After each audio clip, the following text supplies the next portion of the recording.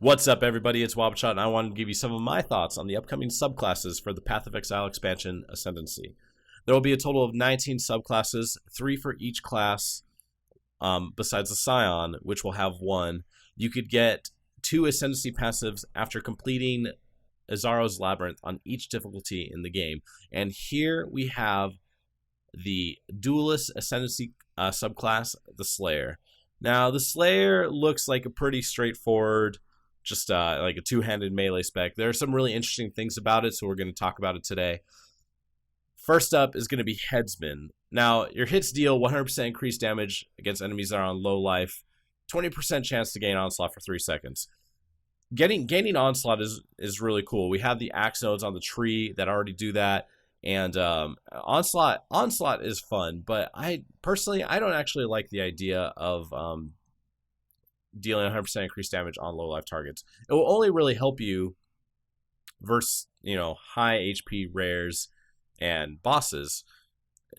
For that reason, it's cool. I like that portion of it, but it doesn't seem too impactful otherwise to me. I don't know. Like this passive is just numbers for the most part to me. But it does kind of play into the next one that I'm going to be talking about, which is Bane of Legends. Bane of Legends is pretty cool. And I believe, oh man, I should have actually just had this up so I know. Headhunter.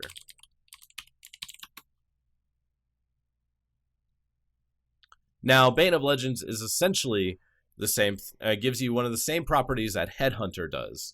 So if you combine this with Inspired Learning, you essentially have a Headhunter always granted to you. You get 40% increased damage against rares and unique monsters, and then 20% increase or 20% of overkill damage is Leech's Life. The 20% overkill damage Leech's Life, that doesn't even make any sense because presumably after you kill a rare or unique monster, you're going to be full on health and you're not going to be going to kill other things. I think that the second part of this passive could have been something else.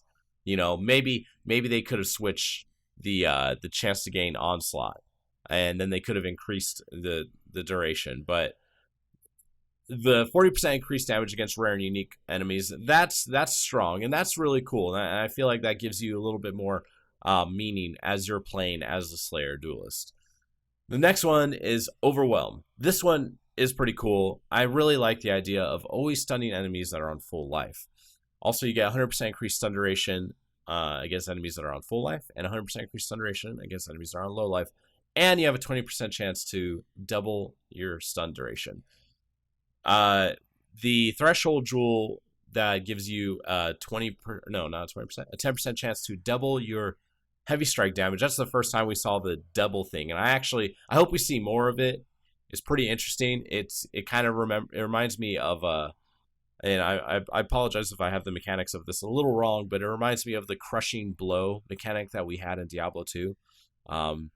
It was a fun thing to play around, and I feel like this chance to double is a really interesting idea. Especially 20% chance is actually relatively high for that. So I could definitely see some mace specs using this, and since you always stun with mobs on full life, maybe you could get some, builds that utilize that as a part of their defense.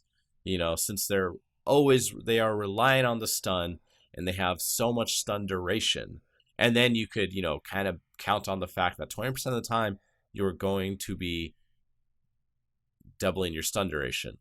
I am kind of curious how, and I haven't played a stun character ever, really. I haven't played a character that's specifically dedicated to stuns. Maybe someone could answer this in the comments, but I don't know how stun works with multi-strike. Because I know, when you make an attack, if it crits, regardless if you're using multi-strike or spell echo, the crit is rolled on the first one, but I don't know how stuns work on that. So we'll have to see. Overwhelm, I think this is really cool. 100 and always stunning enemies on full life. It seems like a great defensive measure that hopefully we'll be able to see. Another thing to keep in mind with this side of the tree or not this side of the tree, but the Slayer tree, is that it says increased damage with two-handed weapons. It doesn't say two-handed melee weapons. So that means you can use this with bows. And there's been a lot of talk about Rain of Arrows, duelist bow users, Rain of Arrow duelist bow users who use Lionized Fall. So I think this is something to keep in mind. But this side of the tree, this side of the Path tree is all fine and dandy. Cool. Headsman, all right.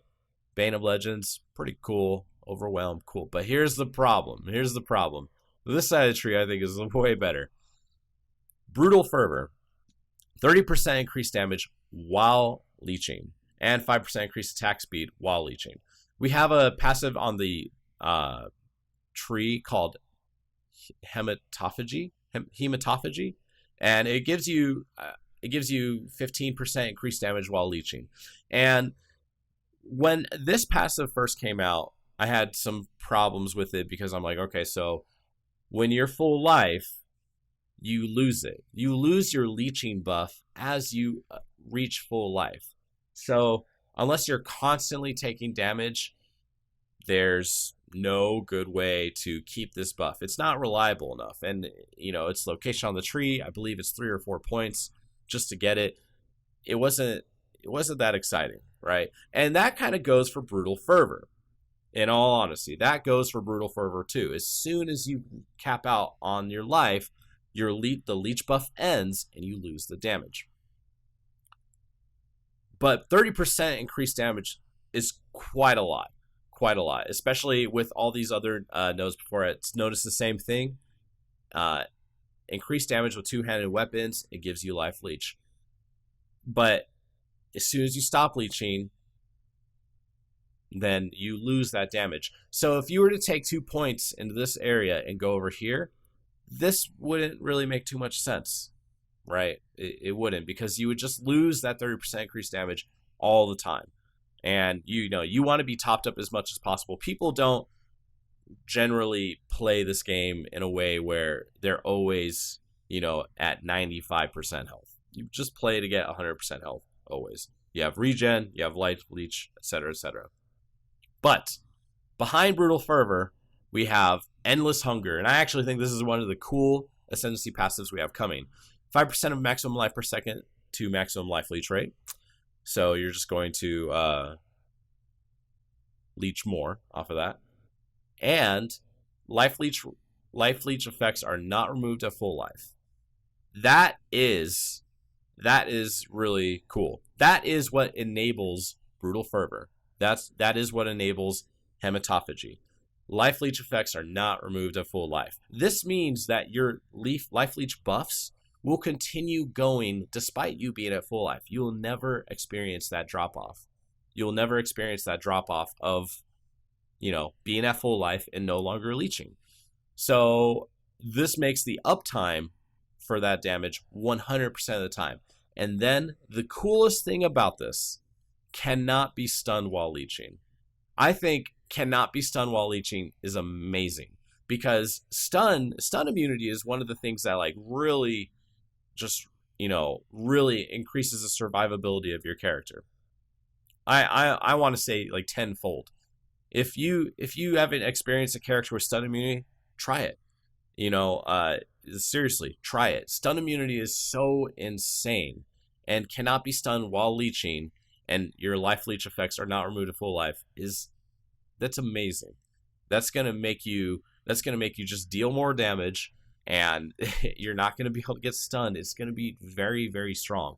I really like Brutal Fervor and Endless Hunger together for the Slayer Duelist. But let's go to the next one. Impact. Single target melee attacks deal splash damage to surrounding targets. 50% less damage to surrounding targets, and 15% increased radius of area skills. This is a built-in melee splash, which I think is really good.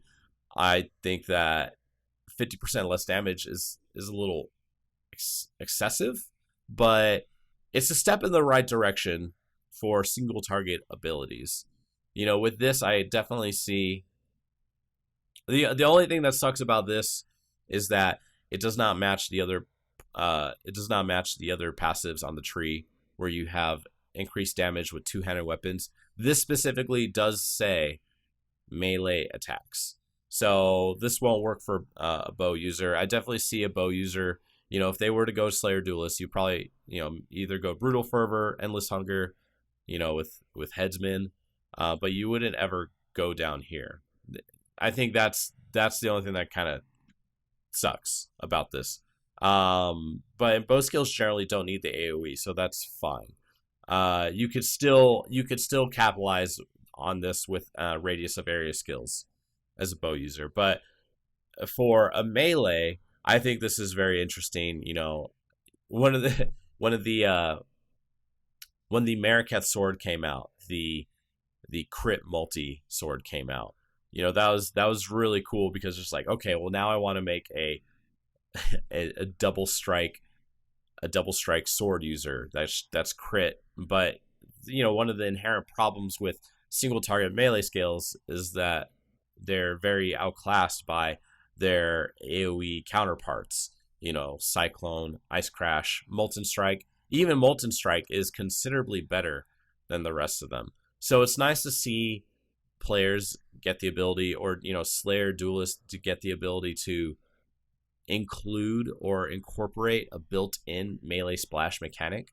And I think that's going to open up, and that's even though it might not be incredibly strong, even though it might turn out that it's not as good as whatever else, it's still viable. It's still 100% viable, and it won't be painfully slow like the existing single target melee splash combos that we have. So this is actually pretty cool. But again, for me, it's all about Brutal Fervor and Endless Hunger. These two together, these are amazing. Now, that really makes it seem like a double strike duelist. It would be really fun to me, just taking this side of the tree and just going to town. It would be a lot of fun. Just to this is hack and slash over here on this side, as I view it, and this side, although it seems really cool, like although this side seems pretty cool, this side just has so much more flavor to it. It's just so much better. I mean, the always starting out full life is great, but man, I can't even. This just makes me want to play a double strike character as a duelist. And the art on this is amazing. It looks like he's playing double strike. This is actually kind of funny. He lost his hand and his head. But yeah, the Brutal Fervor, Endless Hunger, Impact, all really cool. There's a lot going on this side. Not as much on this side. And just in case, just to make my point a little bit more, this is 40% increased damage against rares and uniques, right? Great. Well, why not take 30% increased damage versus everything with 4 points? With these 4 points. This is 30% increased damage versus everything, because you're always leeching. Now, there is actually something I just thought of. Will you begin to get your life leech buff if you're at full life? Maybe someone could answer that in the comments below. Tell me what you think. Can you start leeching when you're at full life? Because then I could see this kind of being problematic. Then you would have to take damage. But if you're running Blood Rage, won't be an issue. But if you have to take damage before you can start leeching, maybe that would be a problem. Maybe that would be a reason to not value this so much. But again, let me know in the comments down below. I apologize I wasn't able to record a couple. I wanted to do them every single day, but I got sick. My throat is actually still a little messed up. Then Thanksgiving happened, and et cetera, et cetera. But I'm going to be doing this one and another one today. So check it out. Let me know what you think in the comments down below. Check me out on my Twitter. Well, yeah, check me out on my Twitter. Follow me on Twitter. You could tweet at me, Twitter at wabaRaw. Also check me out on my live stream at twitch.tv/wabaRaw. And yeah, hope to see you guys later. Have a good one. Bye. Oh, my throat's still fucked up.